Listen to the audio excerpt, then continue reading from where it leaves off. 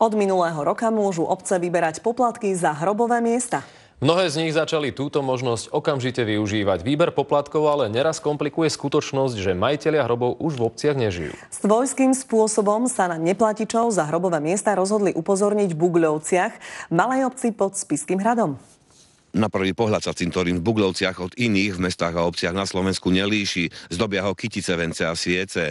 Jednoducho sme ale našli na viacerých hrobových miestach a krížoch sa našli takéto oznamy.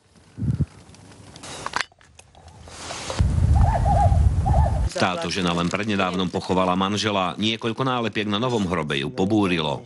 Ubohosť. Obyčajné ženy, čo tu boli, tak ukázali len toľko, že im v hlave rajbe. To vadí, to pravda, že nemuseli to tak urobiť. Povinnosť zaplatiť za hrobové miesto si všetci uvedomujú. Oblepiť hroby pár dní pred dušičkami, ale niektorí považujú za neetické. Toto nie je riešenie práve v takýto čas. A teraz chodia ľudia na cintoríny, no tak na ich si všimnú, že nemajú zaplatené. Údržba cintorínov stojí obce nemalé peniaze. Ten Bugľovský patrí k najkrajším na Spiši. Vykošujú, upravujú. Tu treba platiť, Miško, všetko. Z Bugľoviec Marek Baláš, televízia Markíza.